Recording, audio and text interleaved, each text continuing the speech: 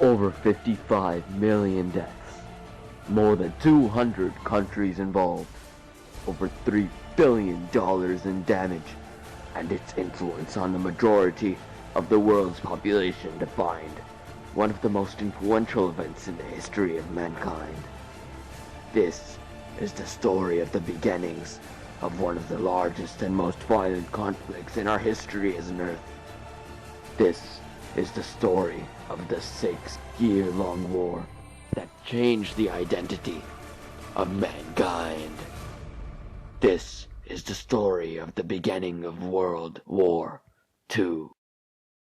The causes and beginnings of World War II can be traced all the way back to June 28, 1919, when the Treaty of Versailles was signed at the Paris Peace Conference. After Germany surrendered and lost World War I, the Paris Peace Conference took place, and this treaty was signed there.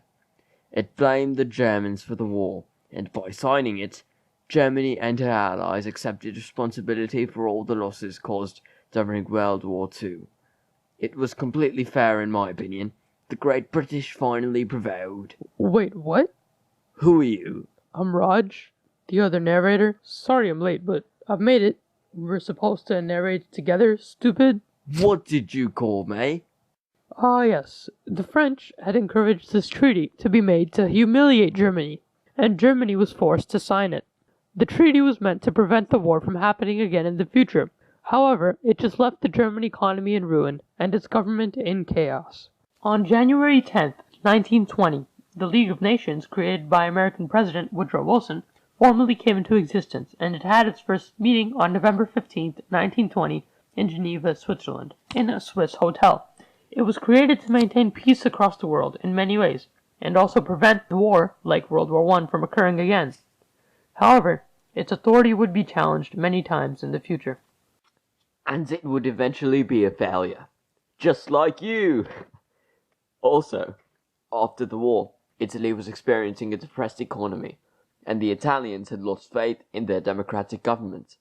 So, they turned to Benito Mussolini, an Italian fascist who believed in one-man rule, and he came into power in 1922, and soon became the dictator of Italy. Mussolini? More like Bruce Lee. Get it? Because, like, Bruce Lee? No? Okay, never mind. I'm sorry.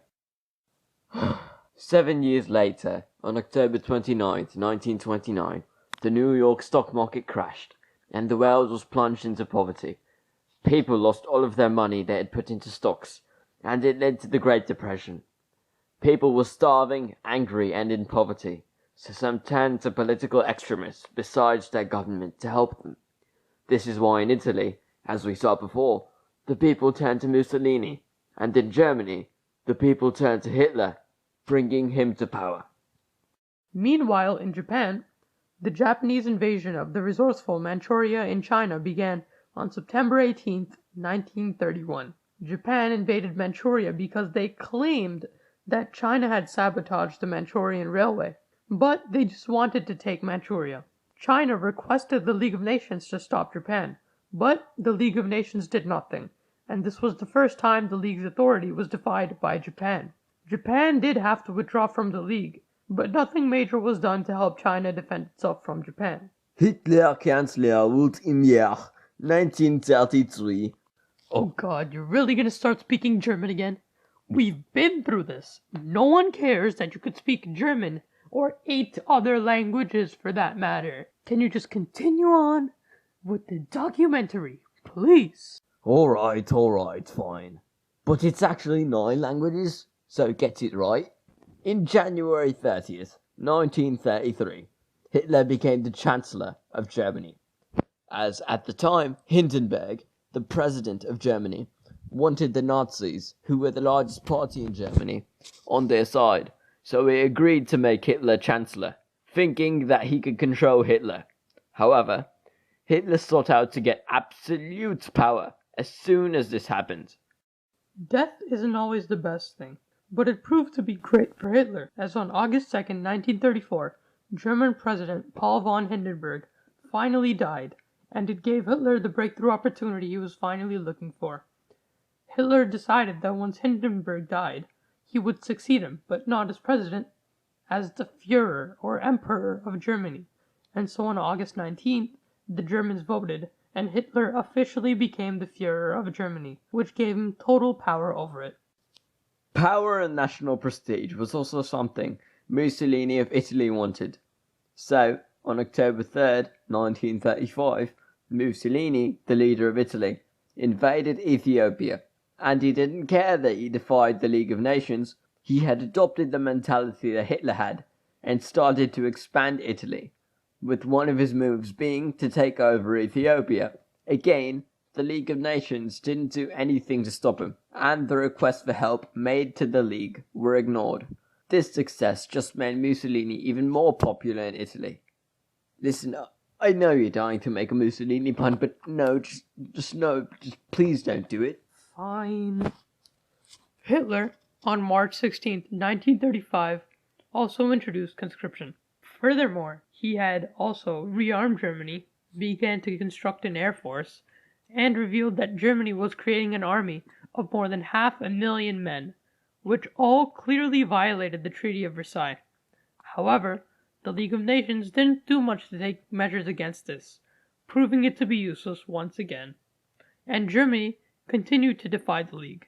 Hitler also had other countries who might have been scared of Germany being rearmed, convinced that all of this was for self-defense, which was clearly a lie. Just imagine what would have happened if the League of Nations had stopped Germany from rearming itself. Hitler would have been furious. Hey, what? Where'd you get the drum guy from? What? Anyways, on March 7th, 1936, Hitler sent German military forces to invade Rhineland and remilitarize it, which greatly violated the Treaty of Versailles, which stated that no German troops could occupy Rhineland again. But Hitler didn't care, as this put France in threat of an attack. The French asked Britain for support, but the British weren't prepared and the League couldn't do anything again, proving it to be useless. Meanwhile in Spain, on July 17, 1936, a Spanish civil war erupted, and General Francisco Franco, the leader of the fascists in Spain, started a Spanish civil war with his fascist forces in order to try and overthrow the current democratic government. Franco and the fascists would also be supported by Hitler, as well as Mussolini, and the fascists eventually won the war in 1939. Francisco Franco. That sounds like the same name. Twice. He must have had great parents. In Austria, Austrian Nazis were conspiring to force the Austrian government to unite Austria with Germany. On March 12, 1938, Hitler and German troops marched into Austria in order to annex it and make it a part of Germany. This invasion was referred to as the Anschluss. This did violate the Treaty of Versailles, but again, the League of Nations did not do anything to stop Hitler, and proved to be useless.